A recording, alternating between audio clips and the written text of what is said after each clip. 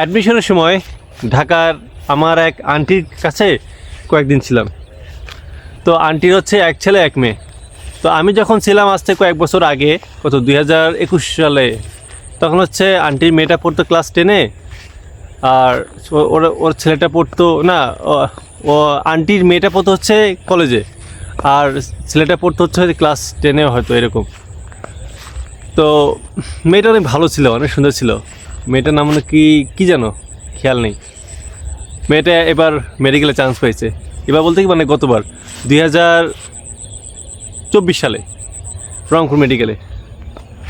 তো মেয়েটা আসলে অনেক ভালো লাগতো। কেন ভালো লাগতো? মেয়েটা আসলে লম্বা চমা ছিল, আমি হয়তো লম্বা। তো আমি হয়তো ভেবেছিলাম বা আন্টি হয়তো এরকম কোনো একটা প্রপোজ করবে আমার আম্মুকে যে তার ছেলের সাথে, কিন্তু হয়নি। জানেন কেন হয়নি? কারণ আমি পড়ি একটা সাধারণ বিশ্ববিদ্যালয়ে, আর মেয়েটা পড়ে কই, মেডিকেলে। আহা, শখের নারীকে পুরুষ মানুষ এইভাবে হারায়। আসলে যোগ্যতাটা খুব আচ্ছা। আমি কি দেখতে খারাপ? আমার কি কথাবার্তা স্টাইলটা খারাপ? যারা দেখতেছেন তারা অবশ্যই বলবেন তো। বা আমি একটা না বিশ্ববিদ্যালয়ে পড়ি, আচ্ছা মনে করো আমি আজকে বিশ্ববিদ্যালয়ে পড়ি না, আমি একটা মেডিকেল কলেজে পড়ি বা বুয়েটে একটা যে কোনো একটা জায়গায় পড়ি। তিনি কি পারতেন? তিনি পারতেন না, জানেন। ভালো একটা জায়গায় পড়লে মেয়ের মা পর্যন্ত বিয়ের জন্য রাজি হয়ে যায়। আসলে এটাই বাস্তব, কি আর করার। আমাদের মতো ছেলেদের, আমার মতো শখ আহ্লাদ অনেক বেশি, কিন্তু ওই শখ আহ্লাদ পূরণের জন্য যে জিনিসের দরকার ওটা আসলে নেই। কি বলবো বলুন?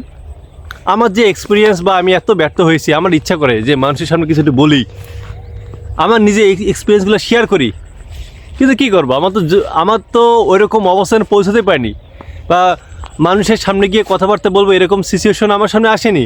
আমাকে যে বলবে যে ভাই আপনি আসেন, বা স্যার আপনি একটু আসেন, আপনাকে ইনভাইট করলাম, আপনি কিছু বক্তব্য দেন, ওদের আসলে নেই। আমার খুব ইচ্ছা করে যে আমি অনেক ভালো একটা ফ্যামিলিয়ান, ভালো একটা মেয়েকে বিয়ে করব।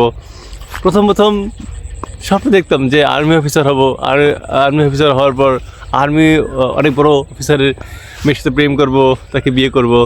আবার স্বপ্ন দেখতাম যে আচ্ছা ডাক্তার হলে ডাক্তার মেয়ের সাথে প্রেম করব। ইউনিভার্সিটি চিন্তা করতাম না, পরে কেমন জানি কোথাও হলো না, ইউনিভার্সিটিতে হয়ে গেল।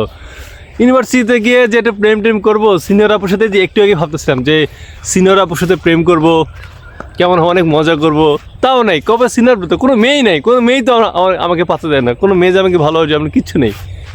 কী আর আসলে আমাদের মতো খুব খারাপ লাগে, জানেন। এই যে দেখেন ঈদ কত কি চলে গেল, কোনো মেয়ে নাই ইনবক্সে একটু নিজে থেকে বলবে হাই কেমন আছো, পাঞ্জাবের একটা পিক দিও, কত কি করে যে কি করবো বলেন আসলে।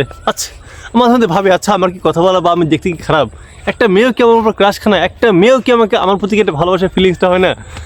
একটা মেয়েকে আমি এখন পছন্দ করতাম, এমনি প্রেম করবো করছিল, হঠাৎ করে আমাকে একদিন বলে কিনা আমার প্রতি ওরকম, আপনার প্রতি ওরকম ফিলিংসটা আসে না। মানে কি রে ভাই, ফিলিংস আসে মানে কি? মানে আমি কি হয়ে গেছি আমি? কি আর দুঃখের কথা কি বলবো। আমার মতো এরকম হয়তো অসংখ্য পুরুষ মানুষ এরকম আছে।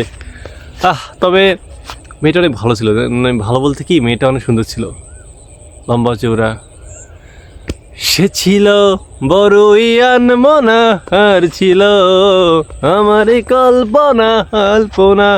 যাক, কি আর করার, শখের নারী এইভাবেই হারাতে হয়। টাটা।